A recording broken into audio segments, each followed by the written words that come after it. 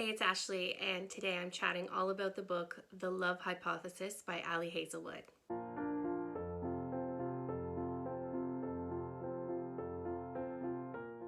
I'd like to ask you to please take a moment to subscribe to my channel. It would mean the absolute world to me. If you have already subscribed, you have my most sincere thanks. Love Hypothesis. What did you think of it? I actually really liked it. It was on my best books of 2021 list, which I have a whole video about. I'll link up above. And let me tell you the reason first why I liked it, and then I'm going to address some of the criticisms of the book and some of the reasons I've heard from others as to why they didn't like it. So the main reason that I liked it is the setting, which is a woman who is working actively in STEM. And I think that is not a common or typical setting for a romance novel, and I found it very refreshing, especially as someone who was in academia at certain points in her life. I found it really refreshing that that was the setting for the book. The second reason that I liked it was the setting was written about by someone who actually has a PhD and has spent quite a bit of time in that setting. So I found that it had a high, like it was quite an authentic setting. There's a lot of times when I see STEM can be somewhat glamorized, like you think of a science lab, white coats and all this high-tech equipment, and in reality a lot of it is scrounging for money, not necessarily dealing with the best equipment, begging for someone to fund your research, applying for grants. That's actually a huge part of being any kind of PhD in a particular field. It is especially difficult for a woman to succeed and excel in this male-dominated STEM environment. And if you look at the statistics, even now, you'll see that there are still fewer women in engineering, science, and maths. This book follows Olive. She is a PhD candidate, so she's working on her PhD dissertation in a particular lab. Her best friend has really hit it off with someone that Olive previously dated. Now, Olive cares nothing for this guy, but her best friend is refusing to date this guy because she is super loyal to Olive. Now, I could see that actually happening. I could see a friend saying, you know, I don't believe you that this wouldn't bother you, so I'm not even gonna go there. I'm not going there with an ex of my best friend. I'm just not doing it. So to me, that was a pretty believable premise.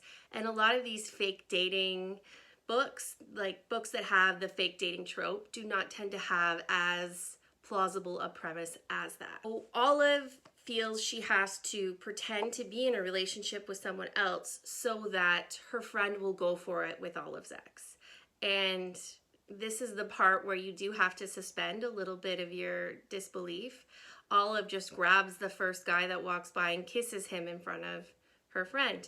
This happens to be a high-ranking professor within her lab, like within her university. Now, I think that that could possibly be a sexual harassment lawsuit waiting to happen. Definitely, I would get HR involved. Even if I was single and someone like grabbed me and kissed me at work, I would not be okay with that. But if you suspend your disbelief, like it is possible that someone would do that and it wouldn't result in someone saying you've just sexually harassed me.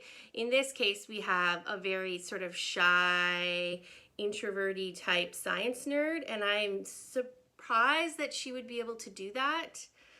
Doesn't seem within her character, but at the same time, I'm willing to suspend my disbelief because of the things that I did like about the book. There is a lot of things that happen in this book that could be viewed as cringy, or if you, again, you suspend your disbelief and you try to just view them as they are written, kind of could view them as like quirky or charming or funny. Another example is one of the things that she ends up doing is like spreading sunscreen on this guy's back. She's pretending to date him because she wants her friend to feel comfortable dating her ex. He's pretending to date her because he wants to be seen by the university as putting down roots so that they will release his funding. The real reason is that he actually likes her. And that's what you find about all of these fake dating books is one of the two, or sometimes both of them, actually like each other from the very beginning, and that's why they're even willing to fake date in the first place.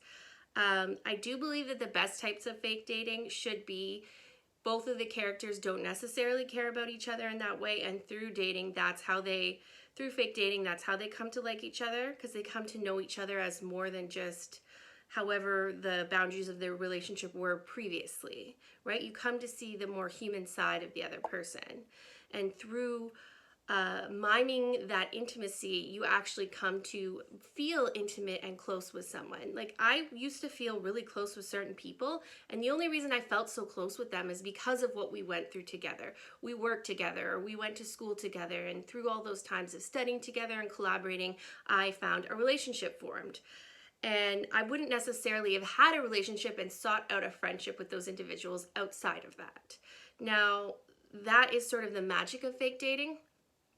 In this book, I think that those scenes that can be read as cringy are supposed to be funny. So she ends up, her friend's like, why don't you go put sunscreen, on his back? Now, would even a couple who are dating, if they're at a work function, would one spread sunscreen over the other? I don't know. It depends on your comfort level. To me, I'm probably not doing that, even if it's like a professional mixer. But again, it's all about the context. It seems to have been acceptable to people in this context. There's another part in the book where Olive sits on the professor's lap. They are supposed to be dating, but they're at a conference and there isn't enough space. Would you sit on someone else's lap? I personally wouldn't. At any work event, I'm not sitting on my husband's lap. There's been instances like at my husband's one of his last Christmas parties that we went to at his workplace, there was not a lot of seating and I was pregnant. So I just sat down. I didn't sit on his lap and have him sit. He just stood. You know what I mean? I feel like that's the way you demonstrate chivalry without getting too touchy-feely. Some of the further criticisms I heard is that the sex scene was very cringy, and I'm gonna say that I was a little surprised at the way the sex scene was written, but I have heard that if you read, there's like a novella that's from his perspective. If you read that, and you have to be on the author's mailing list, so I haven't actually read that. Because generally I was okay with the sex scene, but I do get why some people might have found it cringy.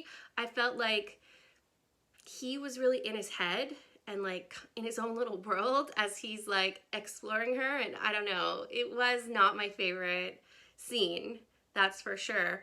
But I did think it was really romantic how he ultimately comes to her defense when he finds out that his colleague has basically tried to blackmail her into having a sexual relationship. I do fully believe that that would happen in the context of like, these power dynamics between professors that have the money and PhD students that need the money and need the recommendations. I totally get that. I think that can happen anywhere when you have power dynamics that are not 100% equal, and when you don't have strong HR and when you have this tradition of male dominance. I totally get that.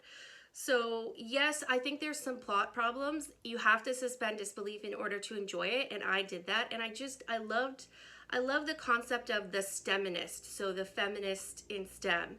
I just love that. I hope that Ali Hazelwood continues to refine her craft as she publishes more books.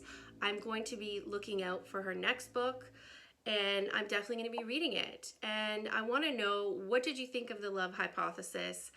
I hypothesized that you liked it. I liked it. Let me know in the comments, did you like it? If you didn't like it, what were your problems with it? And if you liked it, tell me your favorite part in the book. Will you be reading any more Ali Hazelwood? I would love to know. I certainly will be. Until the next video, this is Ashley saying happy reading. Thank you so much for watching my video, and have a great day.